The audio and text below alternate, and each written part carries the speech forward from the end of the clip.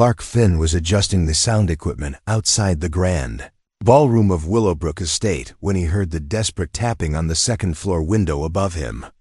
The 32-year-old audio technician looked up to see a bride in an elaborate white gown frantically gesturing for help, tears streaming down her face. What he discovered next would shatter everything he thought he knew about justice and love. Ilara Finch wasn't just any runaway bride. She was about to marry the man who had murdered her parents 15 years ago. The wealthy businessman everyone respected, the man the entire town looked up to, had orchestrated her family's death and then spent years positioning himself to marry their daughter. Now, with the ceremony about to begin downstairs, Ilara had finally uncovered the horrifying truth. In the next 20 minutes, Clark would help her escape through that very window, setting off a chain of events that would expose a killer, heal 2 broken hearts, and prove that sometimes the most extraordinary love stories begin with the courage to run toward the truth, no matter how dangerous it might be. Before we jump back in, tell us where you're tuning in from, and if this story touches you, make sure you're subscribed, because tomorrow, I've saved something extra special for you. Clark Finn had been setting up sound equipment at Willowbrook Estate for nearly 3 hours, and he still couldn't shake the feeling that something was off about this wedding. As the owner of Maplewood Audio Services, he'd worked hundreds of events over the past 5 years, and he'd developed an instinct for reading the energy of a celebration. This one felt wrong. The groom, Vincent Sterling, was everything you'd expect from Thornfield's wealthiest businessman, perfectly groomed, commanding presence, the kind of man who owned half the town and made sure everyone knew it. But there was something cold in his eyes when he looked at his bride-to-be, something that made Clark uncomfortable every time he witnessed their interactions during the rehearsal. Clark adjusted the microphone at the altar, his weathered hands moving with practiced efficiency. At 32, he looked older than his years, the result of 5 years of single parenthood and running his own business after his ex-wife had abandoned their family for a new life in California. His 10-year-old daughter Maya was the center of his world now, and every wedding gig like this helped pay for her piano lessons, her soccer gear, and the college fund he contributed to religiously every month. The estate itself was magnificent, a courteous, sprawling Victorian mansion surrounded by manicured gardens and ancient oak trees. Vincent Sterling had spared no expense for what the local newspaper was calling the wedding of the decade. Crystal chandeliers hung from every ceiling, white roses adorned every surface, and a string quartet was warming up in the conservatory. It was the kind of fairy tale setting every bride dreamed of, yet Clark couldn't shake the feeling that the bride herself seemed more like a prisoner than a princess. He'd caught glimpses of Ilara Finch throughout the morning, a stunning 28-year-old, with auburn hair and green eyes that seemed to hold a deep sadness. She moved through the preparations like someone in a trance, responding to questions about flowers and music with mechanical precision. Her smiles never reached her eyes, and she flinched slightly whenever Sterling touched her shoulder or kissed her cheek. Clark was adjusting the speaker system near the garden when he heard it, a sharp, desperate tapping sound coming from somewhere above. He looked up to see a figure in white at a second-floor window, gesturing frantically. It was Ilara, still in her elaborate wedding gown, and she was clearly in distress. Their eyes met across the distance, and he saw raw terror in her gaze. She was mouthing something, pressing her hands against the glass and pointing downward. Clark glanced around quickly. The wedding party was inside the main hall. Guests were arriving and mingling in the front gardens, and no one else seemed to have noticed the bride's desperate signals. He made a split-second decision that would change both their lives forever. Grabbing an extension ladder from his equipment truck, he moved it discreetly to the side of the building, directly beneath her window. Years of working construction before starting his audio business had taught him to move quickly and efficiently when someone needed help. Clark climbed the ladder with purposeful determination, his heart racing as he got closer to the window. Up close, he could see that Ilara's carefully applied makeup was streaked with tears, and her hands were shaking as she struggled with the window latch. "Help me," she whispered through the glass, her voice barely audible but her desperation unmistakable. "Please, I can't marry him." Her words caught in her throat as she heard footsteps in the hallway behind her. Clark didn't hesitate. He pulled out his multi-tool and quickly worked to open the old window latch from the outside. The mechanisms were stiff with age, but his experienced hands made quick work of it. Within moments, the window swung open, and fresh air rushed into the stuffy bridal suite. "Ma'am, I don't know what's happening, but if you need to leave, I can help you," he said quietly, extending his hand toward her. "My name is Clark Finn. I'm working the sound for your wedding." Ilara looked at him with a mixture of desperation and hope. "Ilara Finch," she whispered back, gathering her voluminous skirts in her hands. "And this isn't my wedding, it's my nightmare." The sound of voices grew louder in the hallway behind her. Someone was approaching her door, and Ilara's eyes widened. "With panic, they can't find me gone," she said urgently. "Vincent will. Then we need to move now," Clark interrupted, his protective instincts kicking in. He'd seen enough fear in his daughter's eyes during the custody battle with his ex-wife to recognize genuine terror when he saw it. This woman needed help, and every second they delayed increased whatever danger she was facing. Ilara kicked off her white satin heels and carefully maneuvered her way through the window. Clark steadied her as she climbed onto the ladder, her wedding dress creating a cascade of white silk and lace that seemed to glow in the afternoon sunlight. The irony wasn't lost on him. Here was a bride literally climbing out of her own wedding, and he was the one helping her escape. "Careful," he murmured as they descended together, his hand protectively placed on her back to steady her. Almost there. When they reached the ground, Clark quickly moved the ladder back to his truck while Ilara stood pressed against the side of the building, trying to catch her breath. Her elaborate updo was coming undone, and dirt from the window ledge had stained her pristine white gown, but she looked more alive than she had all morning. "Thank you," she breathed, meeting his eyes directly for the first time. "You have no idea what you just did for me." Clark studied her face. The fear was still there, but it was mixed with something else now: relief, determination, the look of someone who had just made the most important decision of their life. "We need to get you away from here," he said practically, glancing toward the main house where the wedding was scheduled to begin in less than an hour. "Do you have somewhere safe to go?" Ilara shook her head, and Clark saw a fresh wave of uncertainty cross her features. She was a woman who had just escaped from something terrible, but she clearly hadn't thought about what came next. "Then come with me," Clark said, making another split-second decision. "My truck is right here. We can figure out the rest once you're safe." As they moved quickly toward his vehicle, Clark couldn't help but wonder what kind of situation would drive a bride to climb out of her own wedding window. Whatever it was, he was certain of one thing: helping this woman was the right choice. Regardless of the consequences, Clark's pickup truck was parked among the catering vehicles behind Willowbrook Estate, and he guided Ilara toward it with quick, purposeful steps. Her wedding dress was making it difficult to move quietly, the layers of satin and tulle rustling with every step, but she gathered the fabric in her arms and followed him without hesitation. "Get in," Clark said, opening the passenger door and helping her climb up into the cab. The sight of a bride in full wedding regalia sitting in his work truck, complete with audio equipment, coffee-stained receipts, and Maya's forgotten soccer cleats would have been comical under different circumstances. As Clark started the engine, Ilara turned to look back at the estate through the rear window.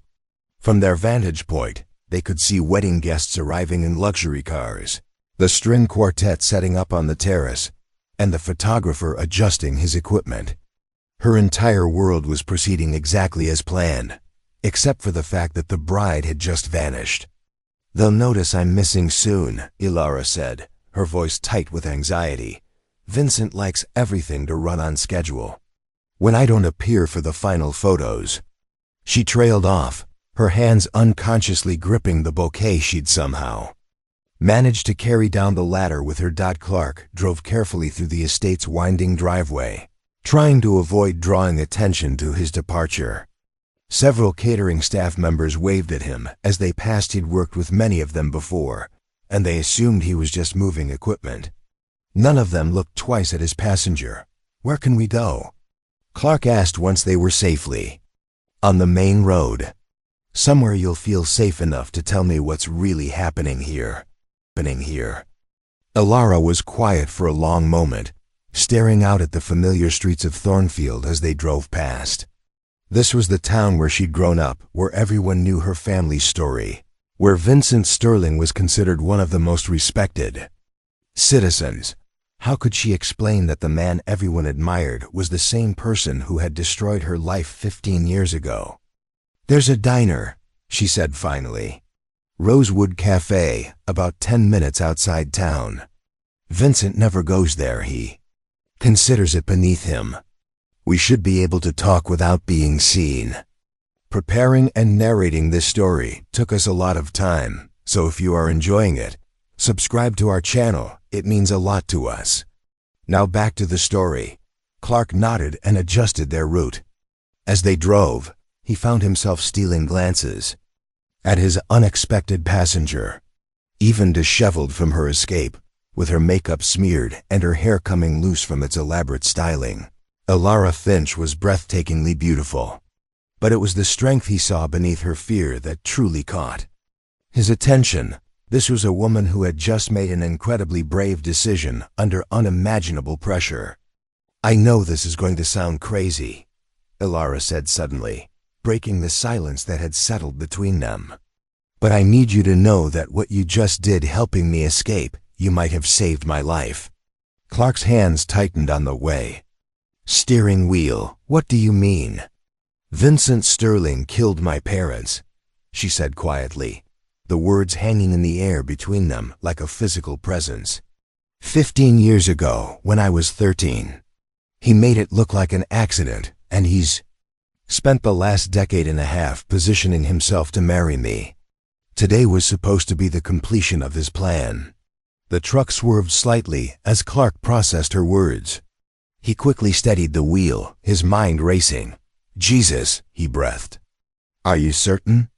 "I found the evidence this morning," Ilara continued, her voice growing stronger as she spoke. "Hidden in his private office. Police reports that were never filed, witness statements that disappeared, payments to the coroner who ruled their deaths accidental. He's been planning this for years, getting close to me, earning my trust, making me dependent on him." Clark pulled into the parking lot of Rosewood Cafe, a small, weathered building that looked like it had been serving coffee and comfort food to locals for decades. He turned off the engine and sat in silence for a moment, trying to process everything Ilara had just told him. "Why would he want to marry you?" he asked finally. "If he killed your parents, why not just—" He stopped, realizing how terrible the question sounded. "Because my parents left me everything," Ilara explained. "Their life insurance, their properties, their business investments. But it's all in a trust that I can only access fully when I marry. Vincent has been my financial advisor since I turned 18. He convinced me it was what my parents would have wanted. He's been controlling my access to my own inheritance while positioning himself to be my husband." The pieces were falling into place, creating a picture so sinister that Clark felt sick thinking about it. "So if you married him ... everything would become his," Ilara finished. "Every penny my parents worked for, every property they owned, every investment they made for my future. And once we were married, if something happened to me..." She didn't need to finish the sentence. Clark looked at this woman, this brave, incredible woman who had just discovered that the man she was about to marry was responsible for the greatest tragedy of her life, and felt a surge of protective anger unlike anything he'd experienced since becoming a father. "We need to call the police," he said immediately. Ilara shook her head sadly. Vincent owns half this town, Clark. The police chief plays golf with him every weekend. The mayor's re-election campaign was funded by Sterling Industries. Even if I could prove what I found this morning, who would believe me? A bride having a nervous breakdown on her wedding day, making wild accusations against one of Thornfield's most respected citizens. She was right, and Clark knew it. In a town like Thornfield, money and influence could make inconvenient truths disappear. Vincent Sterling had clearly been planning this for years, and he wouldn't have left himself vulnerable to simple exposure. Then what do we do? Clark asked. I don't know, Ilara admitted, and for the first time since he'd helped her through that window, she looked truly lost. I've been so focused on getting away from the wedding that I haven't thought about what comes next.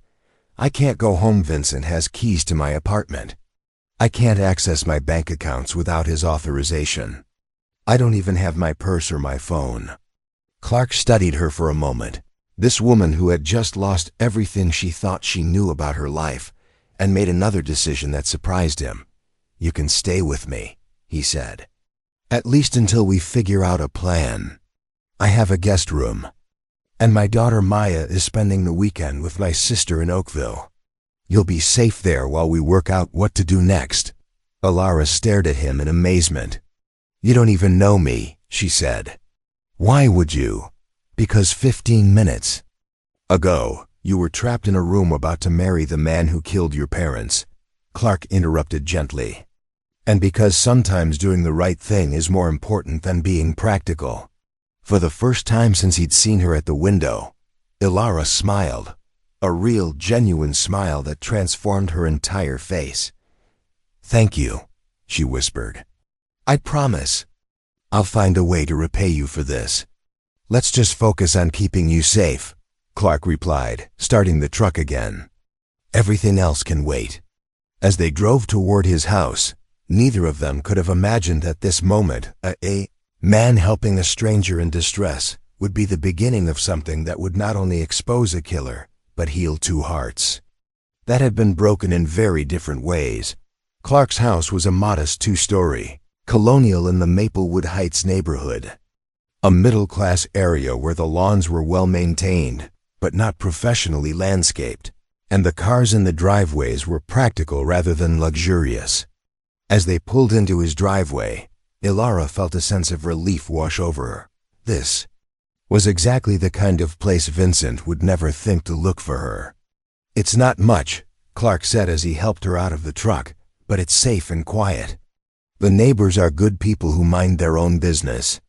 Ilara gathered her wedding dress around her as they walked toward the front door, acutely aware of how ridiculous she must look in this suburban setting. Right now, this looks like paradise, she said honestly. Inside, the house was clean and comfortable, with the lived-in feeling that comes from being a real home rather than a showpiece. Maya's soccer trophies lined the mantel, school artwork was displayed on the refrigerator, and there were signs everywhere of a father raising a daughter on his own, from the pink backpack hanging by the door to the half-finished homework on the kitchen table. Let me get you something to change into, Clark said, disappearing upstairs for a moment. He returned with a UCL, a sweatshirt, and a pair of sweatpants. These will be big on you, but they're clean and comfortable. The bathroom is just down the hall if you want to wash up. 20 minutes later, Ilara emerged from the bathroom, looking like a completely different person. Gone was the elaborate wedding makeup and the perfectly styled hair. In its place was a natural, younger-looking woman whose green eyes seemed brighter, without all the formal trappings. Clark's clothes hung loosely on her smaller frame, but she looked more relaxed than she had all day. Feel better? Clark asked, handing her a cup of coffee. Infinitely, Ilara replied, settling onto his couch with a sigh. I can't remember the last time I felt this ... normal. They sat in comfortable silence for a few minutes, both processing the extraordinary events of the afternoon. Through the living room window, Ilara could see families in neighboring yards, fathers teaching sons to throw baseballs, mothers pushing toddlers on swing sets, teenagers washing cars and driveways. It was such an ordinary Saturday afternoon. Yet her entire world had been turned upside down. "Tell me about your parents," Clark said gently. "What were they like?" Elura's expression softened, and for the first time since her escape, she looked genuinely peaceful. "They were amazing," she said. "Dad owned Finch Construction. They built half the houses in this neighborhood, actually. Mom was a nurse at Thornfield General. They weren't wealthy like the Sterlings, but they worked hard and they loved each other fiercely." She pulled her knees up to her chest, wrapping Clark's oversized sweatshirt around her. "They died in a car accident when I was 13.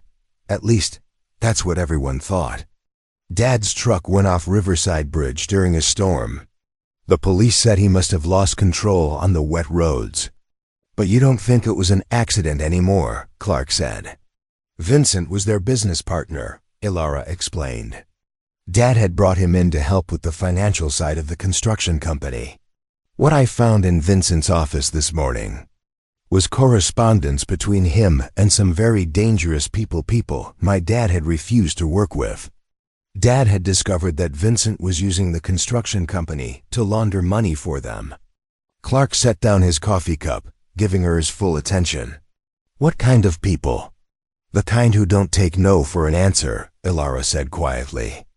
"Dad was going to expose Vincent and turn everything over to the FBI, but the night before he was supposed to meet with federal agents, he and Mom died on that bridge. The pieces of the puzzle were becoming clearer, and Clark felt a chill run down his spine. So Vincent eliminated the threat and then positioned himself to take over the business. "More than that," Elura said. "He positioned himself to take over me. After my parents died, Vincent stepped in as my guardian's advisor. He helped arrange my schooling, my housing, my entire life. He made himself indispensable while systematically isolating me from anyone who might have questioned his motives." Clark thought about his own daughter Maya, and what it would mean for someone to manipulate and control her entire life from such a young age. The protective anger he'd felt earlier intensified. "How did you finally figure it out?" "This morning. I went to his office to borrow his printer because mine was broken. I needed to print my wedding vows," Elura said with bitter irony. "His computer was open to a password-protected folder I'd never seen before. I don't know why, but something made me try my mother's maiden name as the password." She was quiet for a moment, reliving the horror of her discovery. Inside were copies of police reports that had never been filed, witness statements that contradicted the official story, even photos from the accident scene that showed evidence of tampering with Dad's truck. But the worst part was finding my parents' life insurance policies with Vincent listed as the primary beneficiary if anything happened to me after we were married. Clark felt his hands clench into fists. "He's been planning to kill you." "Eventually, yes," Elura said with remarkable composure. "Probably not right away. That would be too suspicious. But a year or two down the line, after the inheritance was safely transferred and everyone had gotten used to us being married." Another tragic accident. The enormity of what she had escaped hit Clark like a physical blow. This wasn't just a woman running from an unhappy marriage. This was someone who had literally escaped with her life. "Elura," he said seriously, "what you did today, trusting your instincts and getting out of there, that took incredible courage." "I was terrified," she admitted. "When I heard him coming up the stairs with the wedding party for photos, I knew it was my last chance. If I went through with the ceremony, I might never get another opportunity to escape. But you took it," Clark pointed out. "Even though you didn't know what would happen next, even though you had no plan, you chose to save yourself." Elura looked at him curiously. "You talk like someone who understands difficult choices." Clark nodded slowly. "Different circumstances, but yeah. 5 years ago, my ex-wife decided she wanted a different life, one that didn't include me or Maya. She tried to take Maya to California with her new boyfriend, claiming I was an unfit father because I worked construction and didn't make enough money. What did you do? I fought for my daughter, Clark said simply. Sold everything I owned to pay for lawyers. Started my own business so I could prove I could provide for her. Learned to braid hair and help with homework and all the things I thought her mother would always be there to do. Ilara studied his face, seeing the same determination that had driven her to climb out of that window. You built a whole new life for her. We built it together, Clark corrected. Maya's the strongest person I know. She handled the divorce better than I did, honestly. She's the one who suggested I start the audio business after she saw how much I enjoyed helping with the school's theater productions. Where is she now? Spending the weekend with my sister in Oakville. Sarah thought Maya needed some girl time away from her old man, Clark said with a fond smile. She'll be back Sunday evening, full of stories about shopping and movies, and whatever other mysterious things females do when men aren't around. Ilara found herself smiling at the obvious love in his voice when he talked about his daughter. You're a good father. I try to be, Clark said. The way I see it, Maya didn't choose to have her mother walk out on us. The least I can do is make sure she knows she's loved and protected. Like you're doing for me, Ilara said softly. Clark met her eyes across the coffee table. Sometimes helping people is just the right thing to do, regardless of the circumstances. They sat in comfortable silence again, both lost in their own thoughts.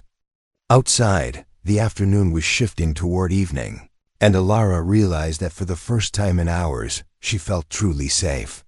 Here in this ordinary house with this extraordinary man, she could finally process what had happened and begin to think about what came next. Clark, she said finally, I need you to know that being around me could be dangerous. Vincent has a lot of resources, and when he realizes I'm not just having pre-wedding jitters. Let me worry about that, Clark interrupted gently. Right now, you need to rest and recover from everything you've been through. Tomorrow we can start figuring out how to make sure Vincent Sterling pays for what he did to your parents. Ilara felt tears prick her eyes, not tears of fear or sadness, but of gratitude. After years of being manipulated and controlled, she had found someone who was willing to help her without asking for anything in return. Thank you, she whispered, for everything. Clark nodded, understanding that she was thanking him for more than just the rescue. She was thanking him for giving her hope that there were still good people in the world. Sunday morning arrived quietly at Clark's house, with golden sunlight streaming through the kitchen windows as he prepared breakfast. Ilara had slept deeply for the first time in months, finally free from the anxiety that had been building toward her wedding day. She found Clark at the stove, making what appeared to be enough pancakes to feed a small army. Maya's favorite, he explained when he saw her questioning look. Old habits die hard. Plus, I figured you might be hungry. You didn't eat much yesterday. Ilara realized he was right. Between her pre-wedding nerves and the shocking discovery in Vincent's office, she hadn't eaten anything substantial in over 24 hours. The smell of pancakes and coffee was making her stomach growl audibly. This is wonderful, she said, settling at his kitchen table. It's been so long since someone cooked for me without being paid to do it.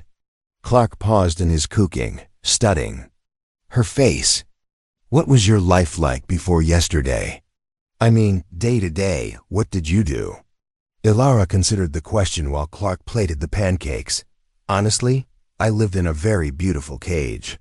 Vincent controlled my schedule, my finances, my social circle. I thought I was an independent woman, but looking back, every major decision in my life was influenced by him. She accepted the plate Clark offered her, appreciating the simple domestic gesture more than he could possibly know. I have a degree in art history from Thornfield College, but I've never had a real job. Vincent convinced me that managing my inheritance was a full-time occupation. I served on charity boards, attended social functions, basically played the role of the perfect socialite fiancé. That sounds incredibly lonely, Clark observed, joining her at the table. It was. Ilara admitted. Vincent systematically removed anyone from my life who might have questioned our relationship. Friends who thought we moved too fast, family friends who remembered my parents too well, even professors who encouraged me to pursue graduate school. He always had reasonable explanations for why these people weren't good for me. Clark shook his head in disgust. Classic manipulation tactics. Isolate the victim, control their resources, make them dependent on you for everything. You sound like you know something about manipulation, Ilara said carefully. Clark was quiet for a moment, cutting his pancakes with more attention than they required. My ex-wife, Rebecca, was a master at it. Nothing as evil as what Vincent did to you, but she had her own ways of making me feel like I was never good enough, never doing enough, never earning enough. He set down his fork and met Ilara's eyes. For 3 years of marriage, I believed that I was lucky she had chosen me. She was beautiful, came from a wealthy family, had a college degree while I was just a construction worker. She made me feel grateful that she was willing to settle for someone like me. What changed? Ilara asked gently. Maya started talking, Clark said with a sad smile. Not baby talk, real conversation. And I realized that this little person thought I was amazing exactly as I was. She didn't care that I came home dirty from work or that I didn't know the difference between good wine and cheap wine. She just wanted me to read her stories and push her on the swings and teach her to ride her bike. Ilara could see the pain in his eyes as he continued. Rebecca saw Maya's attachment to me as a threat to her control. She started making comments about how I was turning our daughter against her, how Maya was becoming too much of a daddy's girl. When Maya was 5, Rebecca announced she was leaving for California with her new boyfriend and wanted to take Maya with her. That must have been terrifying, Ilara said. It was the wake-up call I needed, Clark replied. I realized that everything Rebecca had told me about myself was wrong. I wasn't lucky to have her, Maya was lucky to have me. I was a good father, a hard worker, and a decent man. Rebecca's opinion of me said more about her than it did about me. Ilara nodded, understanding the parallel he was drawing.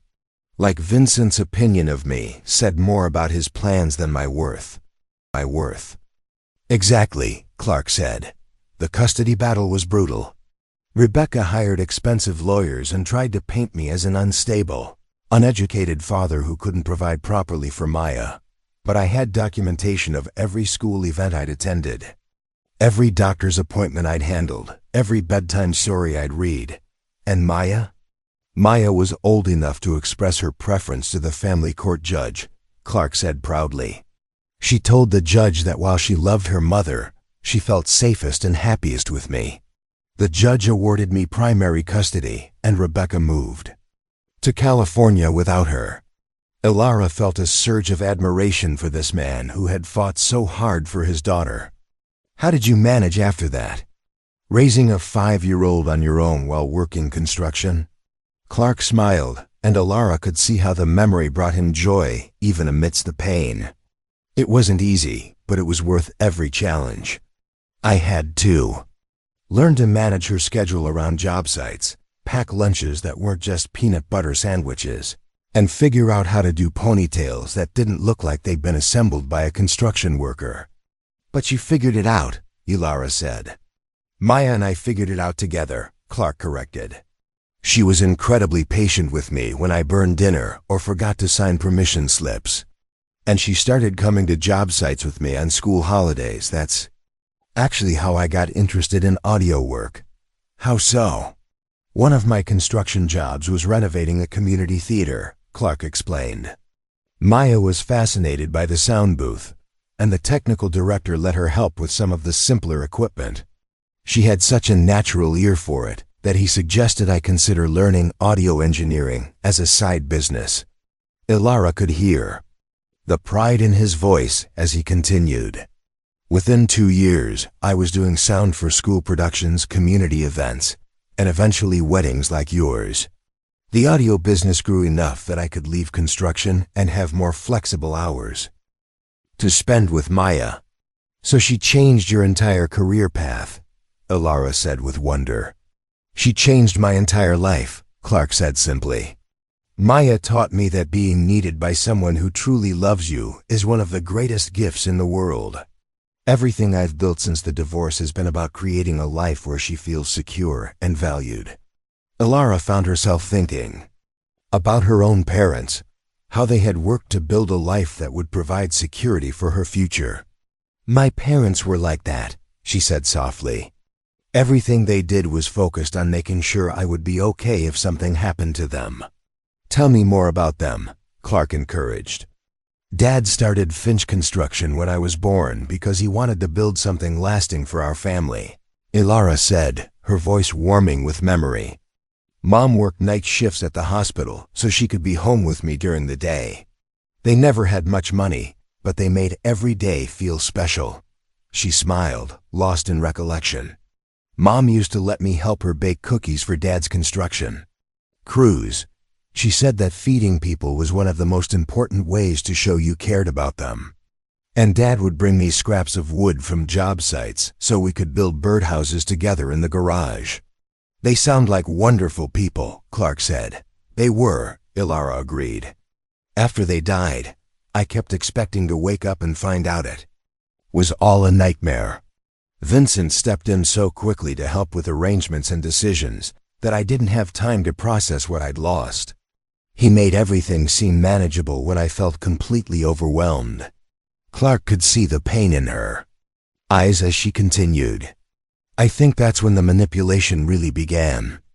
Vincent positioned himself as my protector and guide when I was too young and traumatized to recognize that he was actually the source of my trauma. Have you had any contact with other family members over the years? Clark asked. Ilara shook her head sadly. Vincent convinced me that my extended family was only interested in my inheritance. He showed me legal documents that proved my parents had specifically chosen him as my financial guardian, rather than trusting their siblings. I believed him because I wanted to believe that my parents had left me in good hands. But now you know better, Clark said. Now I know that Vincent probably forged those documents, Ilara said with bitter clarity. Along with everything else he's manipulated about my life.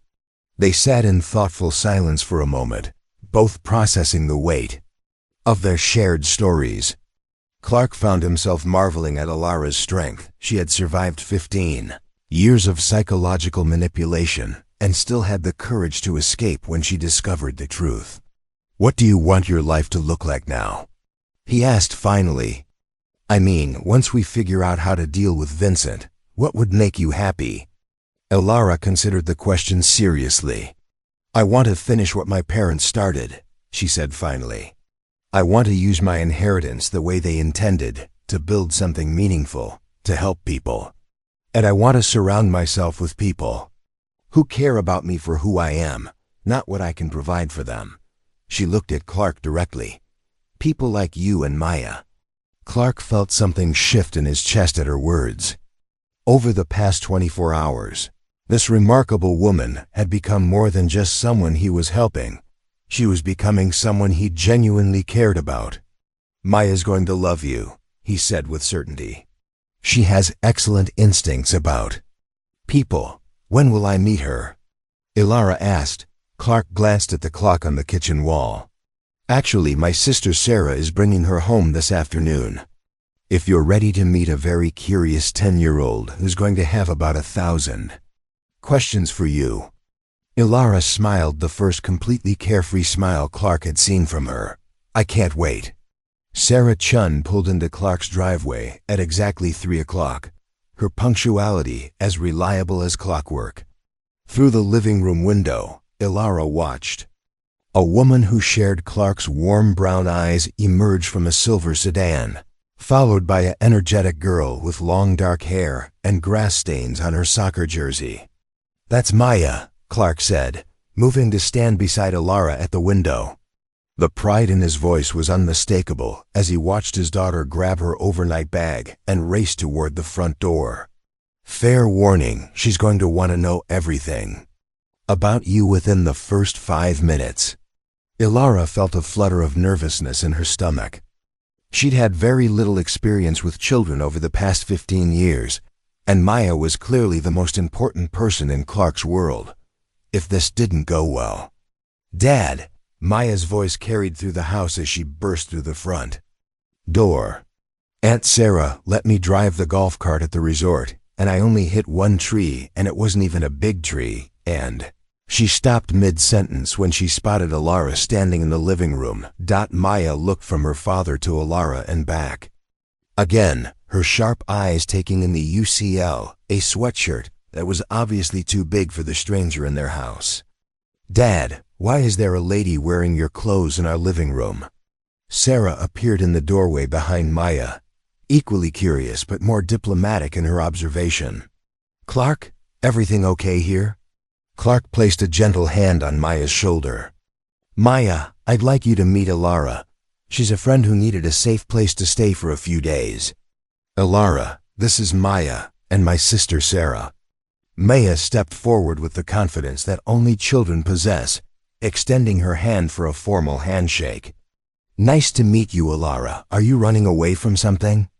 "Because Dad only lets people wear his clothes when they're running away from something or when their washing machine is broken."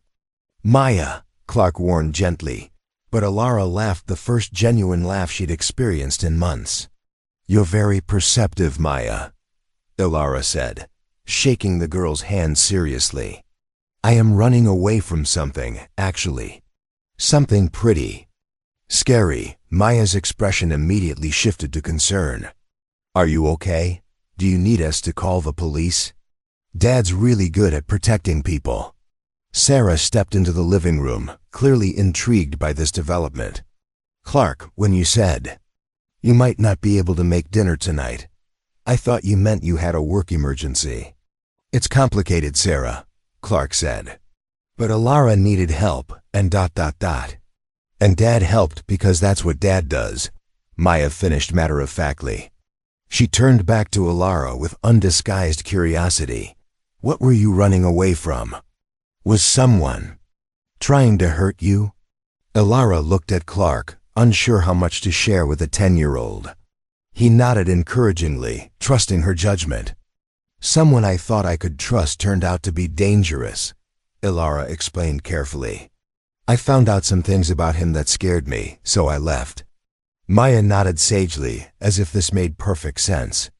"Like when we found out that Mr. Peterson next door was the one stealing packages from people's porches. Sometimes people aren't who they pretend to be." "Exactly like that," Ilara agreed.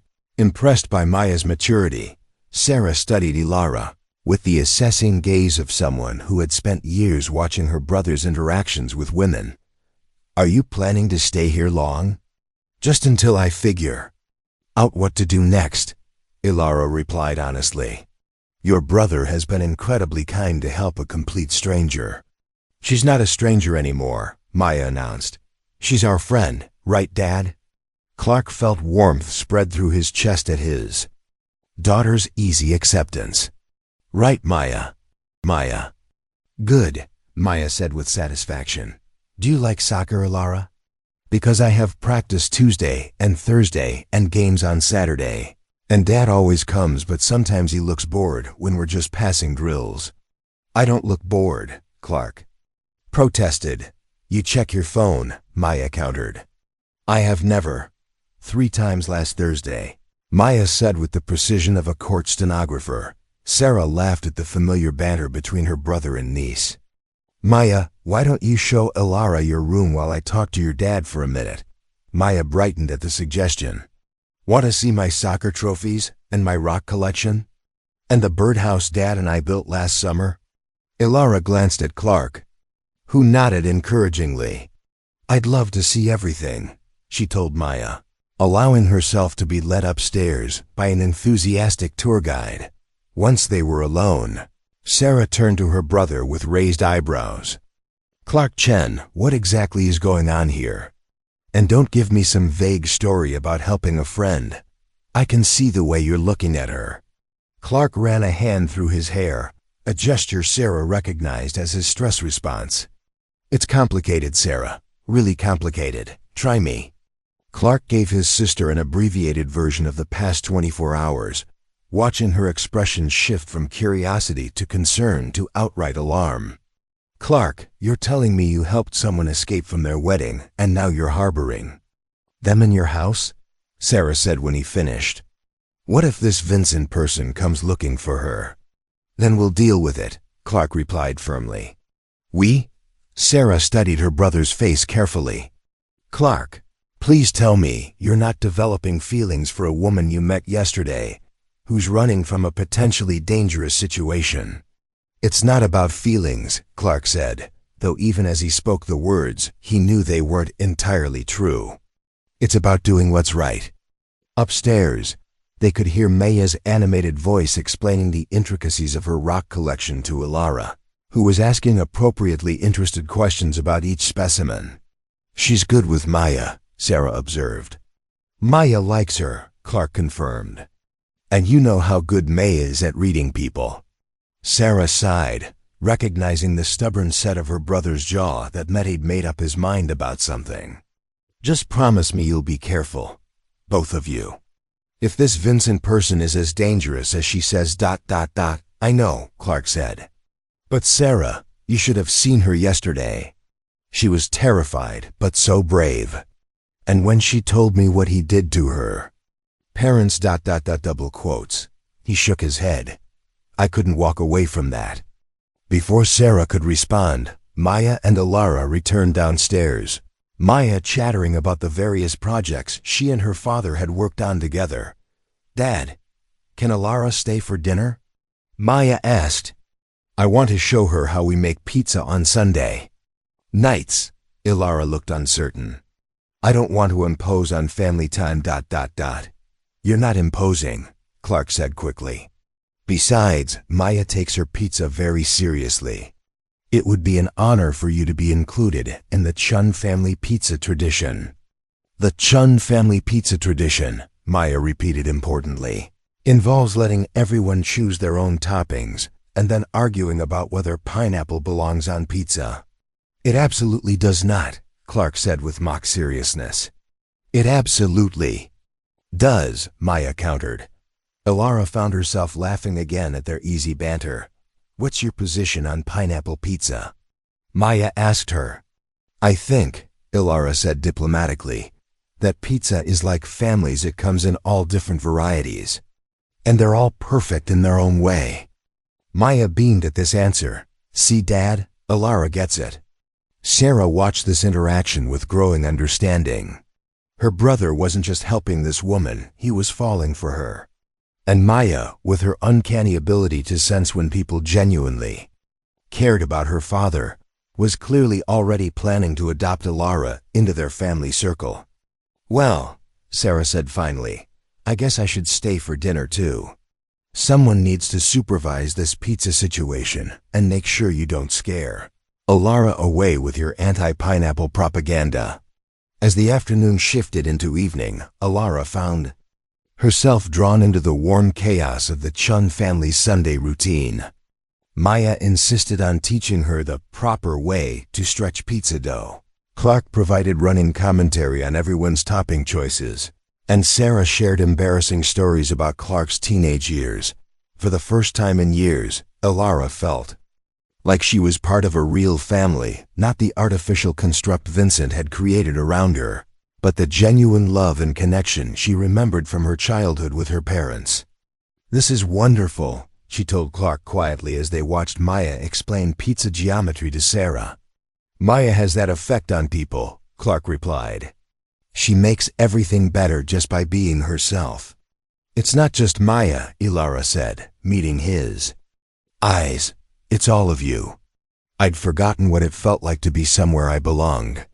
Clark felt something tighten in his chest at her words. In just 24 hours, this extraordinary woman had become an integral part of his thoughts, his plans, his hopes for the future. He was falling for her, and judging by the way she was looking at him, the feeling might be mutual. But even as happiness bloomed between them, Clark couldn't shake the awareness that their peaceful Sunday evening existed in a bubble that Vincent Sterling would eventually try to burst. Tomorrow, they would have to figure out how to protect what they were building, while ensuring that justice was finally served for Ilara's parents. For tonight, though, they had pizza and laughter, and the beginning of something that felt like love. Following week settled into a rhythm that felt surprisingly natural. Clark would leave for work each morning while Maya was at school, handling his regular clients while Ilara spent her days researching legal options and organizing the evidence she'd found in Vincent's office. By the time Maya returned from school, Ilara would be waiting with homework help and after-school snacks, slipping seamlessly into a role that felt both foreign and completely right. Clark found himself rushing home each evening, eager to hear about Maya's day and to see Ilara's smile when he walked through the door. She had a way of making their modest house feel warmer, more complete. Whether she was helping Maya with a science project at the kitchen table or reading quietly in the living room while Maya practiced piano, Ilara seemed to belong in their life in a way that amazed him. "She makes you happy, Dad," Maya observed. On Thursday evening, as they cleaned up after dinner, Ilara was upstairs taking a phone call from the private investigator she'd hired to help build a case against Vincent. "What makes you say that?" Clark asked, though he could feel the truth of his daughter's words in the lightness that had settled in his chest over the past week. "You smile more," Maya said matter-of-factly, loading plates into the dishwasher. "And you hum when you're cooking. Now, you only used to do that when Mom first left and you were trying really hard to make everything seem normal." Clark paused in his wiping of the counter, struck by his daughter's perception. "Is that okay with you, me being happy?" Maya rolled her eyes with the exaggerated patience that only 10-year-olds could muster. "Dad, of course it's okay. I want you to be happy. And Ilara's really nice, and she actually listens when I talk about soccer instead of just pretending to pay attention." "I always listen when you talk about soccer," Clark protested. "You listen with your ears," Maya clarified. "But Ilara listens with her whole face. Like when I told her about the penalty kick I made last week, she got almost as excited as I did." Clark smiled, remembering Ilara's genuine enthusiasm as Maya had recounted her athletic triumph. "She does get excited about things that matter to you. Plus she makes really good pancakes," Maya added pragmatically. "Almost as good as yours, but don't tell her I said that." Their conversation was interrupted by Ilara returning downstairs, her expression thoughtful but determined. "Good news," she announced. The private investigator found 2 witnesses from 15 years ago who were never interviewed by the police. People who saw Vincent near the bridge the night my parents died. Clark felt a surge of hope mixed with concern. "That's incredible, Ilara. What's the next step?" "He's arranging for them to give statements to a federal prosecutor in Springfield," Ilara explained, settling at the kitchen table. "Someone outside of Thornfield's jurisdiction who won't be influenced by Vincent's connections." Maya looked between the adults, sensing the gravity of the conversation. "Are you going to be able to send the bad man to jail?" Ilara reached over and smoothed Maya's hair gently. "I hope so, sweetheart. It might take some time, but I think we're finally going to get justice for my parents." "Good," Maya said with fierce satisfaction. "Bad people should go to jail." Later that evening, after Maya had gone to bed, Clark and Ilara found themselves on the front porch, sharing a beer and watching the quiet suburban street settle into nighttime calm. The October air was crisp but not yet cold, and Ilara had wrapped herself in one of Clark's hoodies, a sight that made his heart skip in ways he was still getting used to. "I keep waiting for the other shoe to drop," Ilara admitted quietly. "This past week has been so peaceful, so normal. It feels too good to be real." Clark studied her profile in the porch light, noting the way she'd relaxed over the past few days. The constant tension she'd carried during her first weekend with them had gradually melted away, replaced by something that looked like genuine contentment. "Maybe this is real," he suggested. Maybe you deserve to have peaceful and normal. Do you think Vincent has just given up? Ilara asked. It's been over a week since the wedding. I keep expecting him to come pounding on your door.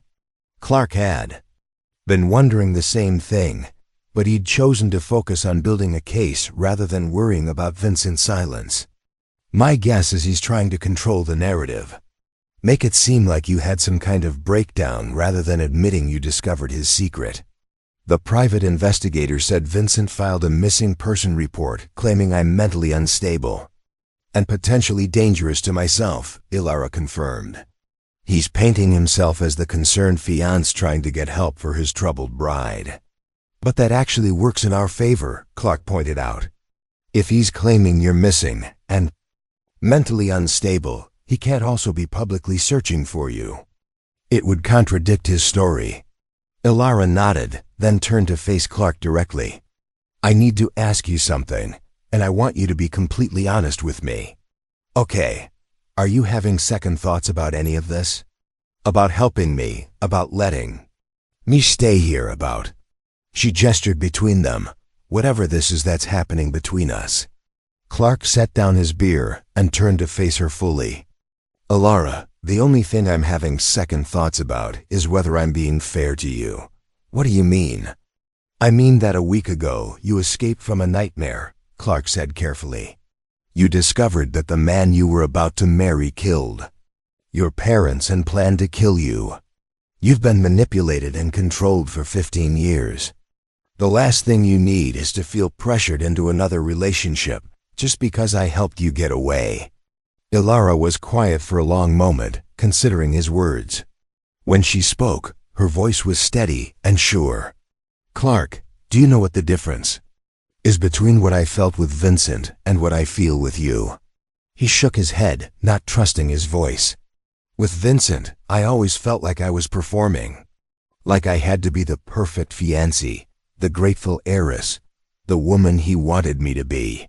Every conversation, every touch, every moment felt calculated. She reached for his hand, intertwining their fingers. With you, I feel like myself.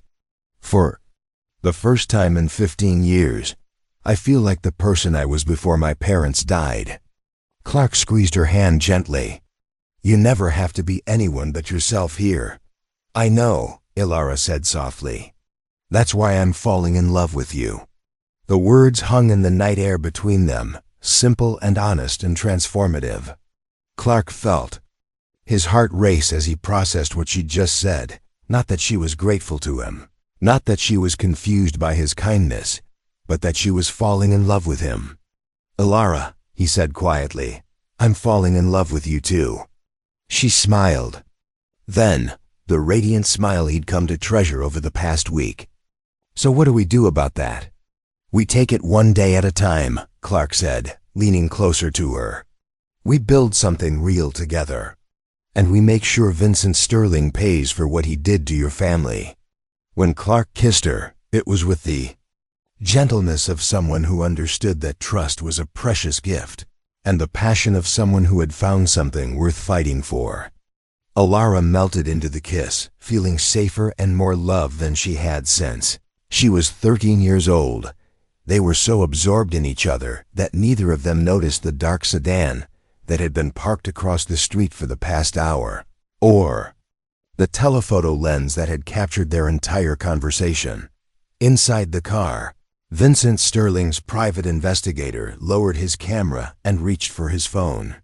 He had what his client had been waiting for, proof of where Ilara Finch had been hiding, and evidence that she was clearly not suffering from the mental breakdown Vincent had described to the authorities.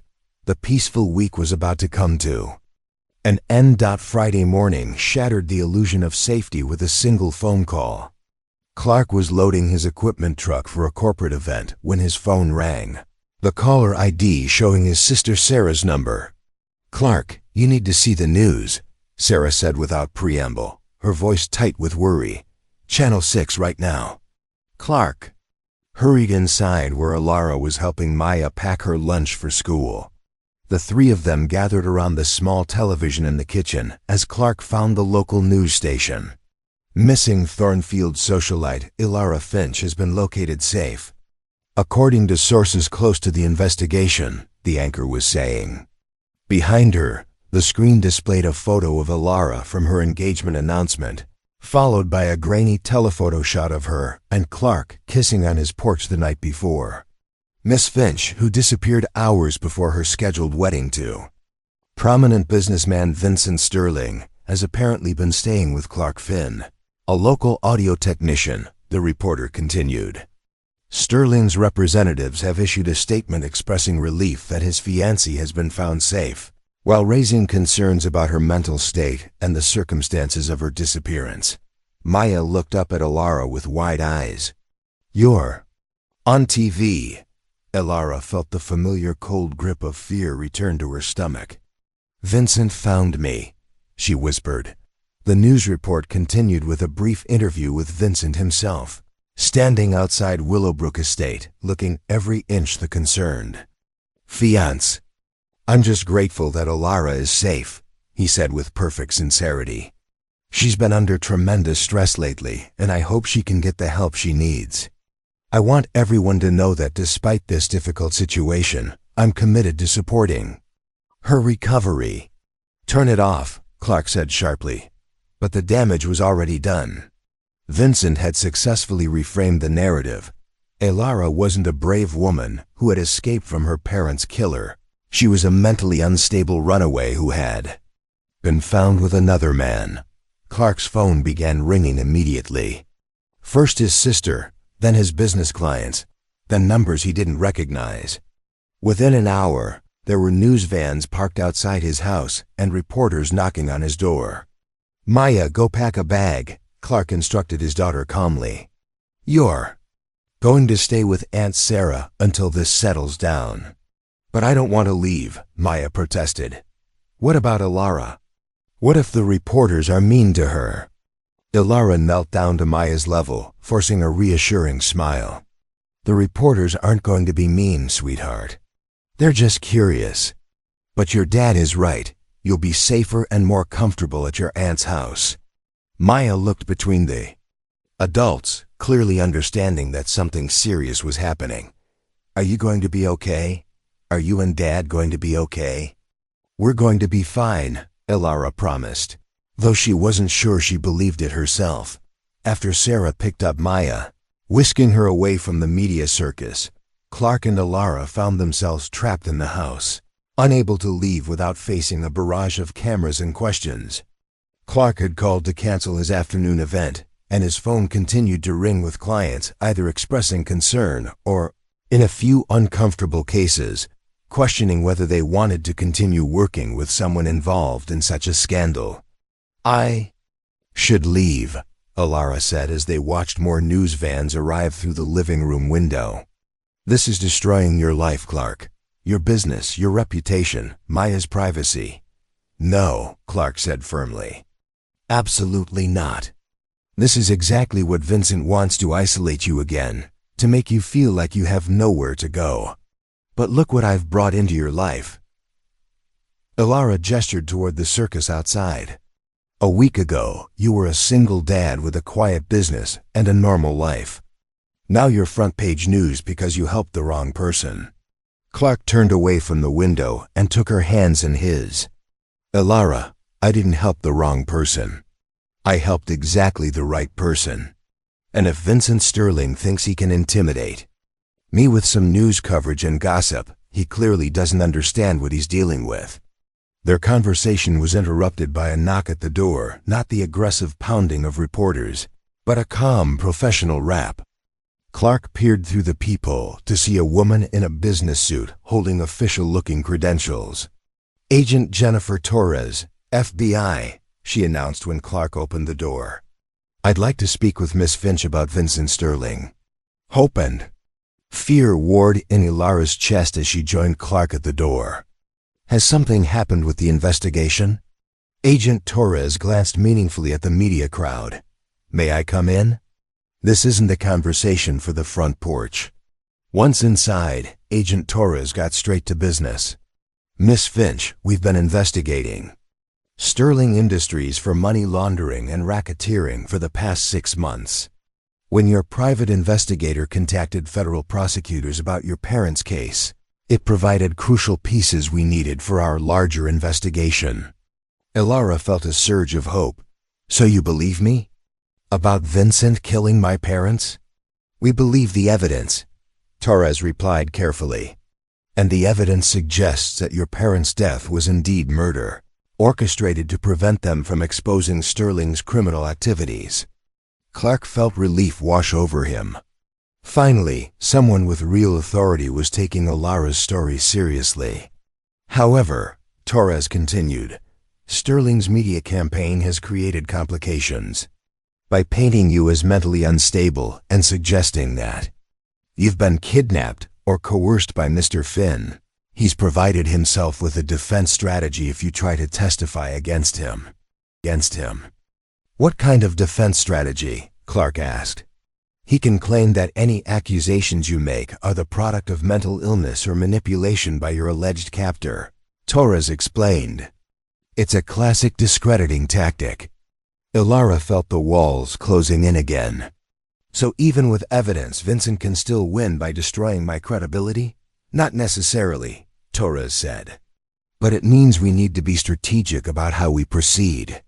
The fact that you're clearly not being held against your will helps our case. And Mr. Finn's background, military veteran, successful business owner, devoted father, doesn't fit the profile of someone who would kidnap and manipulate a vulnerable woman. Clark's stomach dropped. Agent Torres, I need to clarify something. I was never in the military.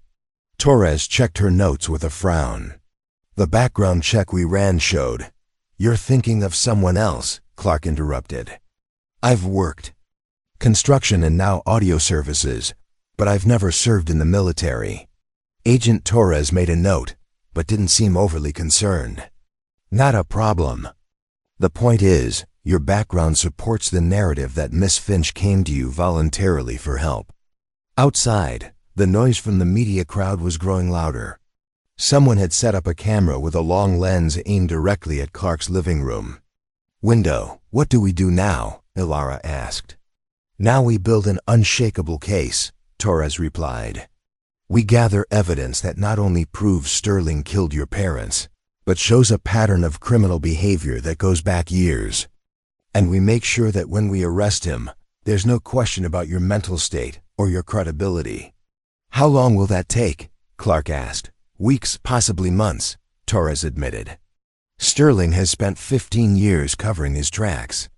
We need to be thorough. After Agent Torres left, Clark and Ilara sat in his living room, processing the day's developments. The initial hope of federal involvement was tempered by the reality that Vincent's media strategy was already working.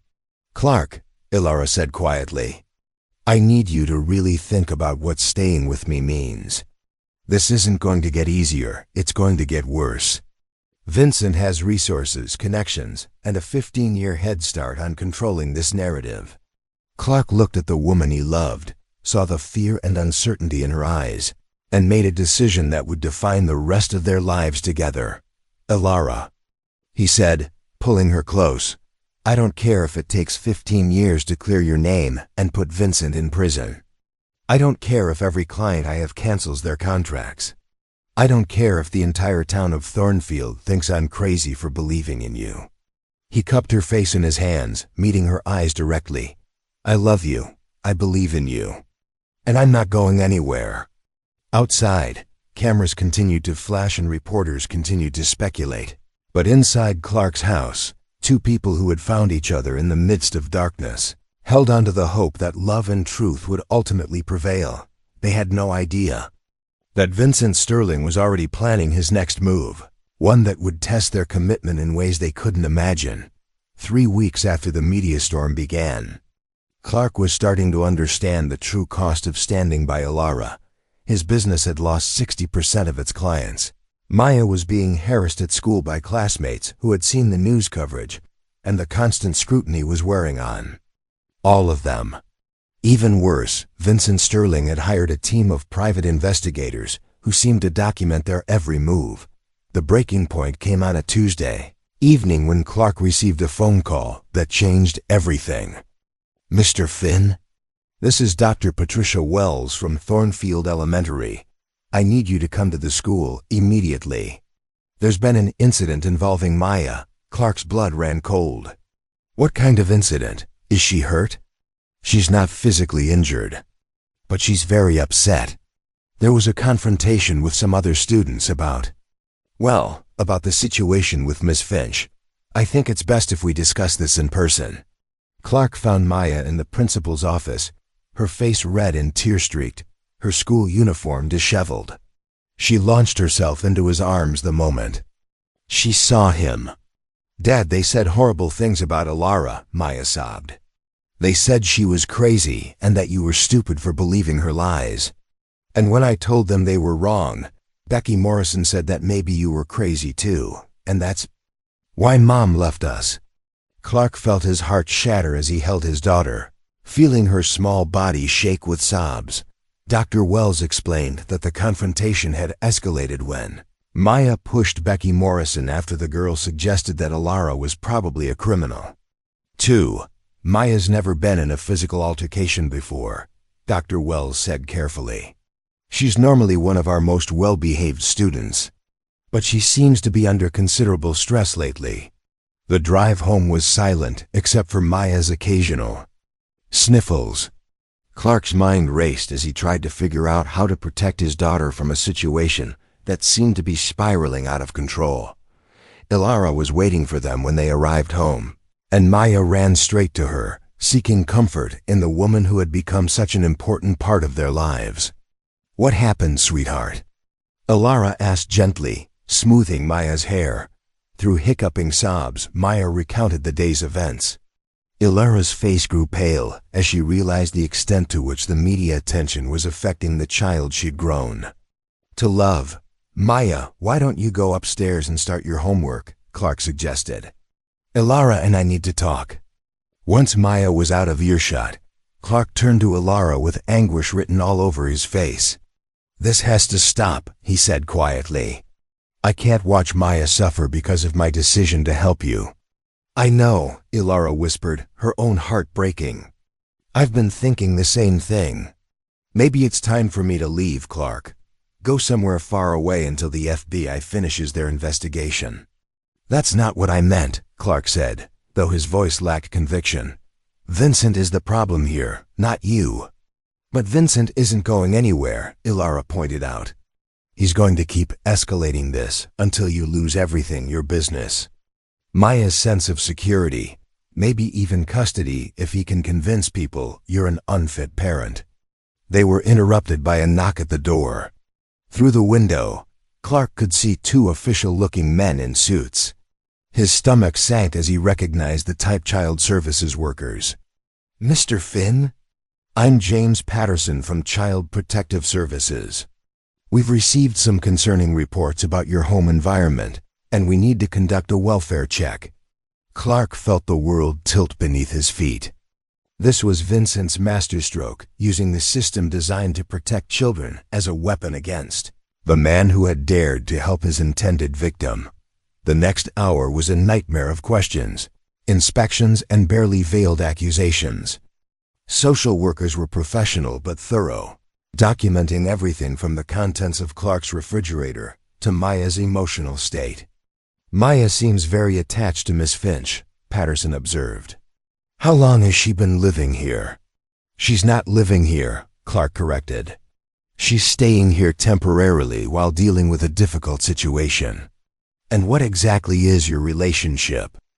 "With Miss Finch?" Clark chose his words carefully, aware that everything he said could be used against him later. "We're friends. I helped her when she needed assistance, and we've grown close over the past few weeks." After the social workers left, promising to file their report within 48 hours, Clark sank onto his couch with his head in his hands.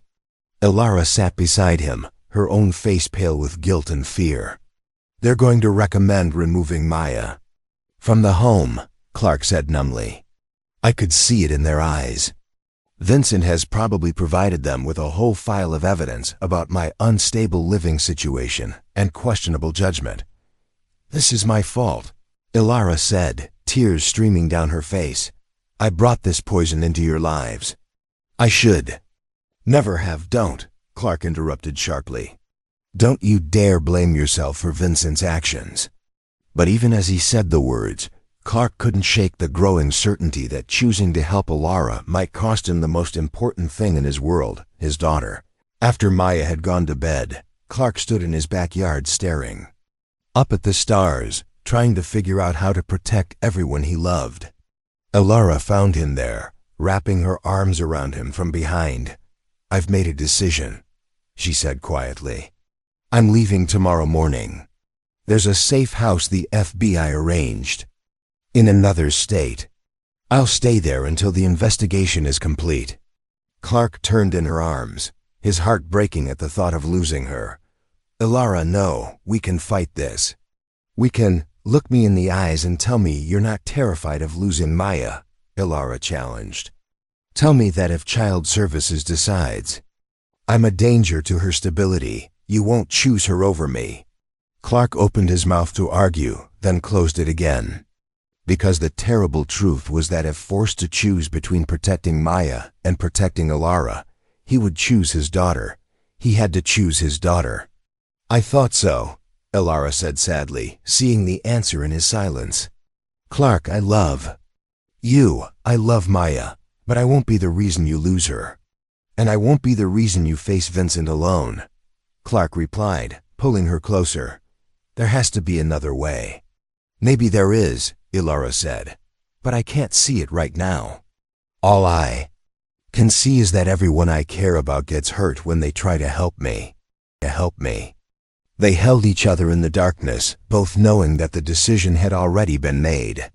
Vincent Sterling's psychological warfare was working exactly as he'd planned. He was isolating Ilara again, forcing her to choose between love and safety, inside the house. Maya lay awake in her bed, having heard enough of their conversation to understand that Ilara was leaving.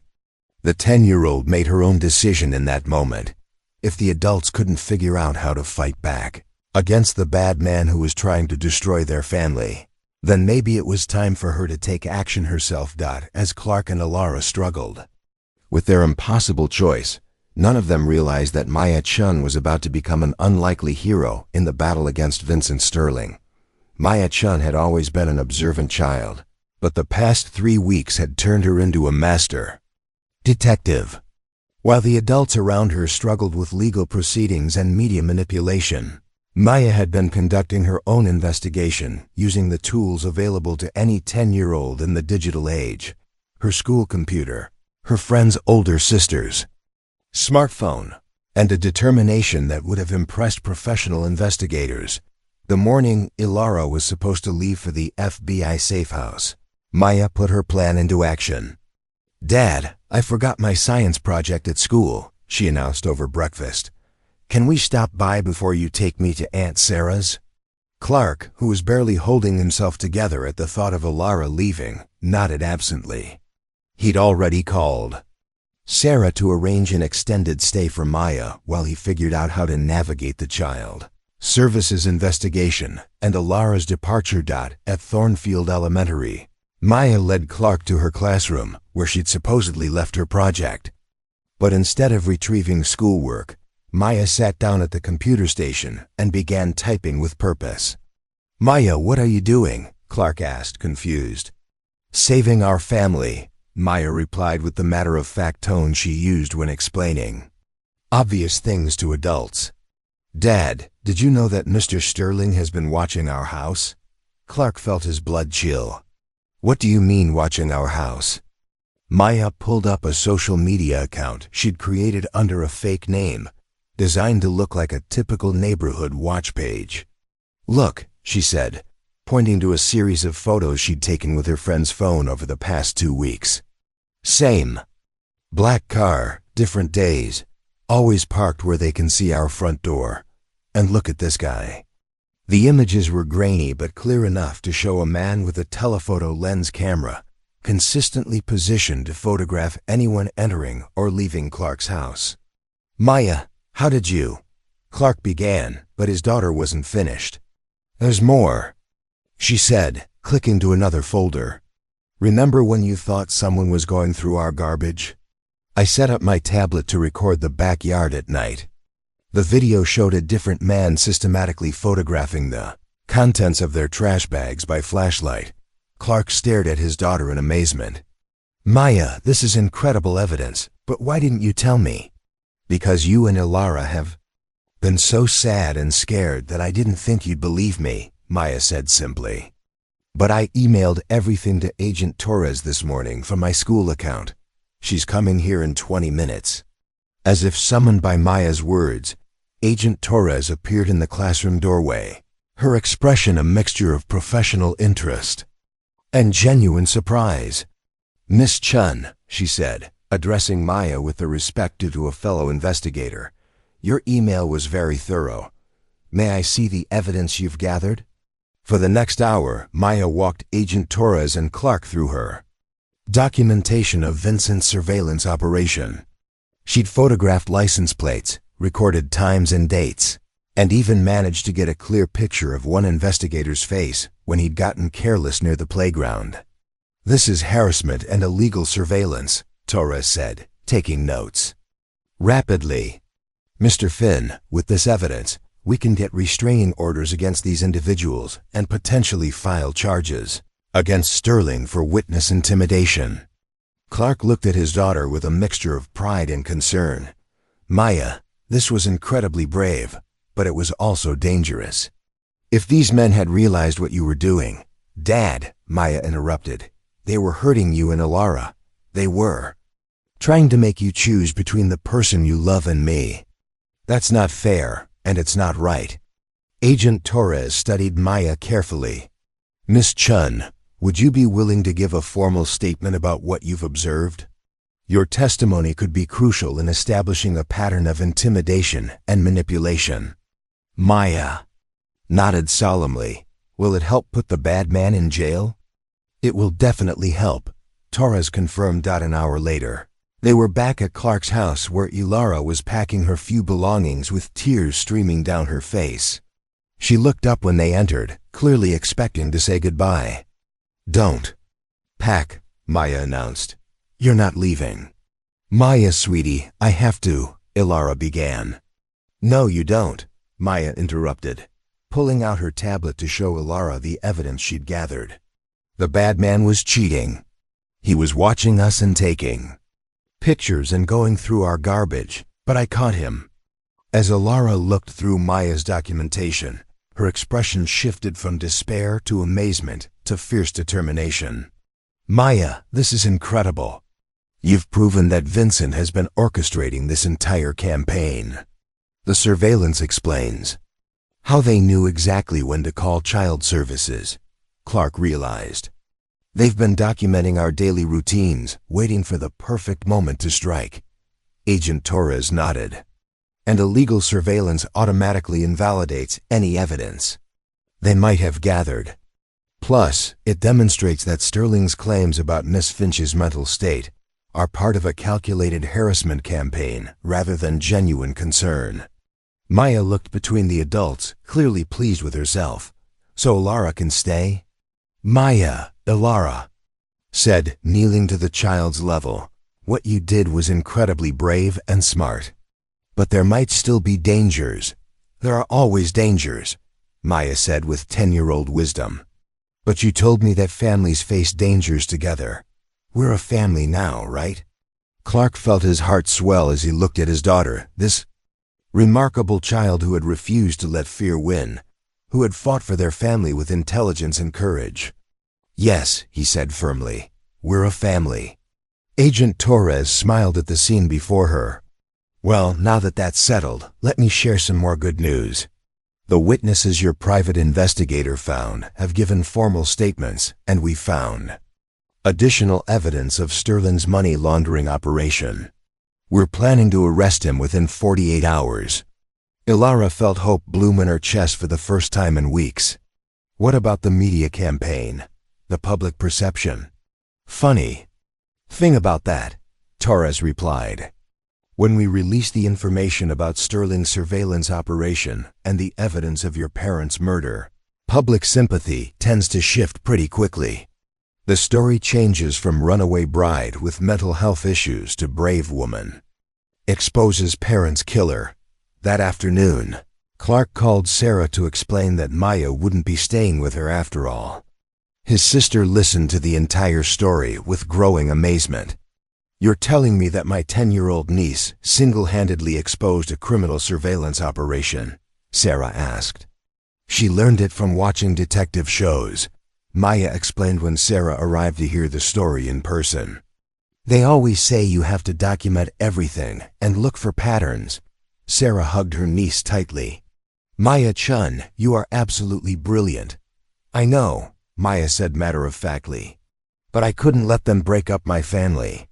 That evening, as news of Vincent Sterling's impending arrest began to leak to the media, Clark and Alara found themselves back on the front porch where they'd first admitted their feelings for each other. This time, Maya was curled up between them, exhausted from her day of playing detective.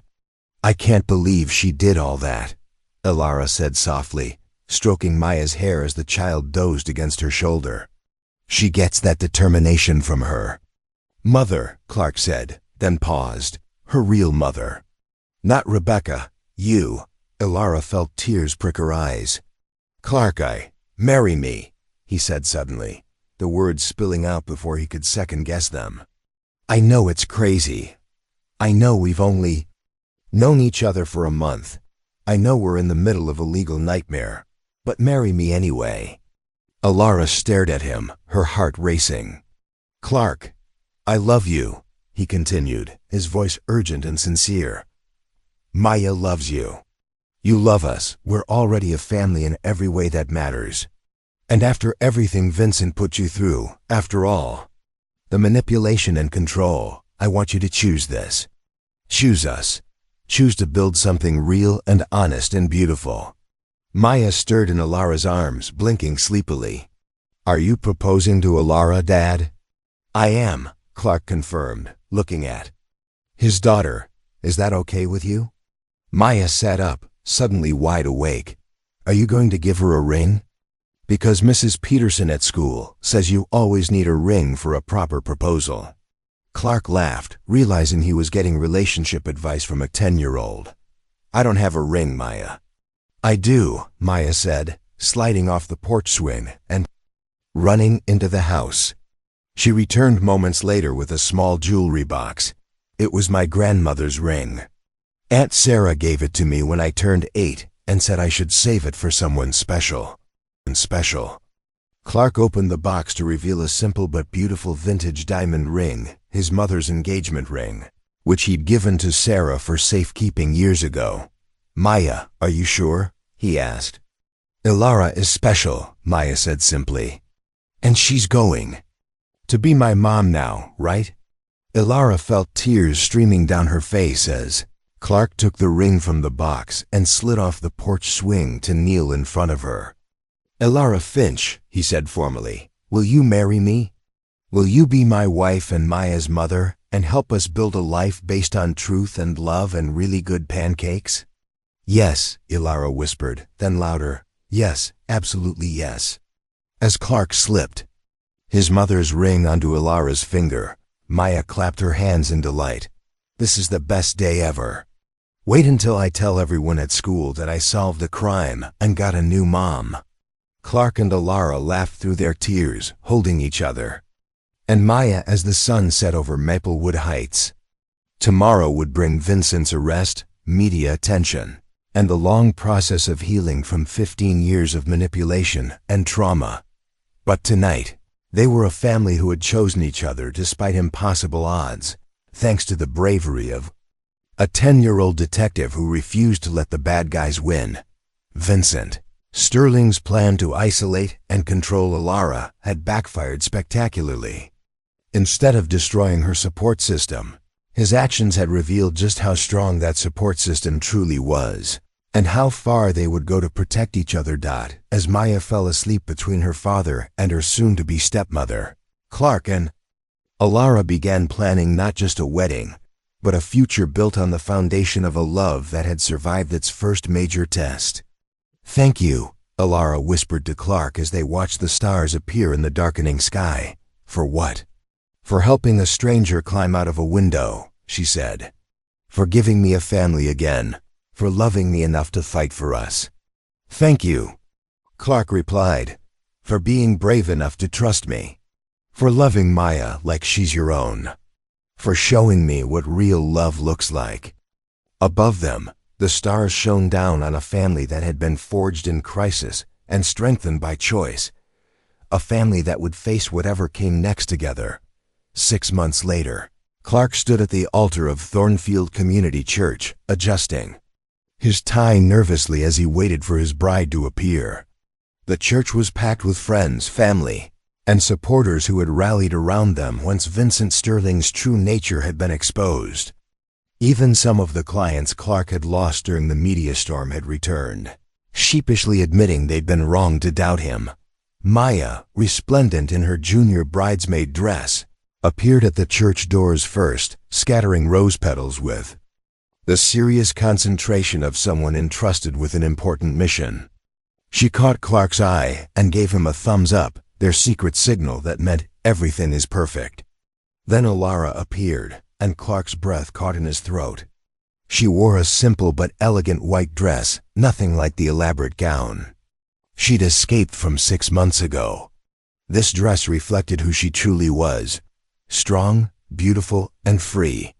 Her auburn hair was styled in loose waves, and she carried a bouquet of wildflowers that Maya had helped her pick that morning. But what took Clark's breath away wasn't her appearance. It was the radiant joy on her face as she walked down the aisle toward him. This was a woman choosing love freely, walking toward a future she had actively created, rather than one that had been imposed upon her. Sarah Chun walked Alara down the aisle, having volunteered for the honor when Alara mentioned she had no family left to fill the role. "Families aren't just born," Sarah had said. "Sometimes they're built by people who choose to love each other." As Alara reached the altar, Clark took her hands in his, marveling at how different this moment felt from the crisis that had brought them together. "You made it," he whispered, echoing the words he'd spoken when she'd climbed out of that window months ago. "We made it," she corrected, squeezing his hands. The ceremony was officiated by Judge Patricia Williams, the federal judge who had overseen Vincent Sterling's case. She'd volunteered for the honor after being deeply moved by the family's story and Maya's role in exposing Sterling's crimes. "Dearly beloved," Judge Williams began, "we are gathered here today to celebrate not just the union of Clark and Alara, but the triumph of love over manipulation, truth over deception, and family over fear." As they exchanged vows they had written themselves, Clark and Alara spoke not just about their love for each other, but about their commitment to building a life based on honesty, mutual respect, and the courage to face challenges together. "Alara," Clark said, his voice steady and sure, "6 months ago, you taught me that sometimes the bravest thing you can do is walk away from what's expected and toward what's true. Today, I promise to always support your courage, to value your strength, and to never let anyone make you feel small or controlled again." "Clark," Alara replied, tears of joy streaming down her face, "you and Maya showed me what real family looks like, not perfect but genuine, not controlled but chosen. I promise to be the mother Maya deserves, the partner you can count on, and to never take for granted the gift of being truly seen and loved." When Judge Williams pronounced them husband and wife, the church erupted in cheers that could probably be heard 3 blocks away. Maya launched herself at both of them, creating a 3-way hug that perfectly captured their unconventional but beautiful family dynamic. The reception was held at the newly opened Finch Community Center, a facility that Alara had funded using her inheritance, the money that Vincent had spent 15 years trying to steal. The center provided resources for families in crisis, including legal aid, counseling services, and temporary housing for those escaping dangerous situations. It's what my parents would have wanted, Ilara explained to the gathered guests during her reception speech. They believed in building things that helped people. This center isn't just a memorial to them. It's a promise that other families won't have to face alone what we went through. The centerpiece of the center was the Maya Chun Detective Training Room, a computer lab where young people could learn digital safety and investigation skills. Maya had insisted that other kids should know how to protect themselves and their families using technology. Maya single-handedly solved a case that law enforcement had been working on for months, Agent Torres said during her toast. If that's not worth honoring, I don't know what is. Maya, who had spent the past 6 months giving interviews to child safety organizations and appearing on educational programs about digital literacy, took her honorary recognition with characteristic 10-year-old pragmatism. The important thing is that bad people went to jail and good people stayed together, she announced to the reception crowd. Also, the cake is really good, and everyone should try it before it's gone. Vincent Sterling himself was notably absent from the celebration, as he was currently serving a 25-year federal sentence for money laundering, racketeering, witness intimidation, and the murders of Thomas and Helen Finch. The evidence Maya had gathered, combined with testimony from the witnesses Ilara's private investigator had found, had created an airtight case that even Vincent's expensive lawyers couldn't overcome. The media narrative that had once painted Ilara as unstable had completely reversed. She was now held up as an example of courage and resilience, while Vincent's story served as a cautionary tale about the dangers of unchecked power and wealth. Clark's business, Maplewood Audio Services, had not only recovered, but expanded dramatically. The publicity from the case, once the truth came out, had brought him clients from across the region, who specifically wanted to work with the man who had stood by his principles despite enormous pressure. Turns out helping people in crisis is good for business, Clark joked to his sister. Who knew that doing the right thing would actually pay off financially? But the real transformation was visible in the family dynamic itself. Maya, who had always been mature for her age, had gained a confidence and sense of agency that came from knowing she had the power to protect the people she loved. Ilara had rediscovered the strength and independence that Vincent had spent years trying to suppress. And Clark had learned that love didn't require sacrifice of his principles. It required the courage to stand by them. As the reception wound down and guests began to leave, Clark, Ilara, and Maya found themselves alone in the community center, surrounded by the flowers and decorations from their perfect day. So what happens now? Maya asked, settling onto a couch in the center's family room. Are we going to have a normal life now that all the bad guys are in jail? Clark and Ilara looked at each other and laughed. I don't think we've ever been a normal family, Maya, Ilara said. And I like us exactly the way we are. Besides, Clark added, pulling both his wife and daughter close, normal is overrated. We're extraordinary. Maya considered this seriously. Can we still have pancakes on Sunday mornings? Because that's the best part of being extraordinary. Absolutely, Ilara promised. Pancakes are non-negotiable. As they sat together in the building that represented hope and healing for families in crisis, Clark reflected on how much had changed. Since that desperate afternoon when he'd seen a woman in white tapping on a second-story window. He'd thought he was simply helping a stranger in distress. Instead, he'd found his soulmate, given Maya the mother she deserved, and helped expose a killer who had escaped justice for 15 years. Do you ever think about that window? Ilara asked, as if reading his thoughts. About what would have happened if you hadn't seen me, or if you decided it wasn't your problem. Every day, Clark admitted. But I try to focus on what actually happened instead. We found each other. We chose each other. We built something beautiful together. And we're going to keep building, Maya added. Because that's what families do. Outside the community center, The lights of Thornfield twinkled in the gathering dusk. It was the same town where Vincent Sterling had once wielded unchecked power, where corruption had masqueraded as respectability, where a young girl had lost her parents to greed and manipulation. But it was also the town where a single father had chosen courage over convenience, where a 10-year-old had refused to let evil triumph, where a woman had finally found the strength to reclaim her stolen life. As Clark locked up the community center and helped his family into their car, Maya chattering about the wedding cake, and Alara humming the song they'd danced to, he realized that the most important transformations weren't always the dramatic ones.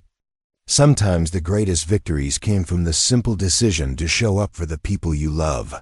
Day after day, choice after choice, driving home through the familiar streets of Maplewood Heights, past the house where their story had begun and toward the future they would write together. Clark understood that happy endings weren't really endings at all. They were beginnings disguised as conclusions, promises disguised as achievements, and hope disguised as certainty. The window Alara had climbed through 6 months ago had led her away from a nightmare and toward a dream she hadn't even dared to imagine. Now, as she sat in the passenger seat, wearing her wedding ring and listening to Maya plan their honeymoon activities, she realized that sometimes the bravest thing you can do is trust that the person extending their hand to help you is exactly who they appear to be. "I love you," she whispered to Clark as they pulled into their driveway. "I love you too," he replied. "Both of you. Forever." "Forever and always," Maya added from the back seat, completing their family motto. Above them, the same stars that had witnessed their first kiss and their engagement now shone down on their wedding night, constant and bright in an ever-changing world. And in the house where 3 strangers had become a family, the lights stayed on late into the night as they celebrated not just their wedding, but the extraordinary life they had chosen to build together. Up next, you've got 2 more standout stories right on your screen. If this one hit the mark, you won't want to pass these up. Just click and check them out. And don't forget to subscribe and turn on the notification bell so you don't miss any upload from us.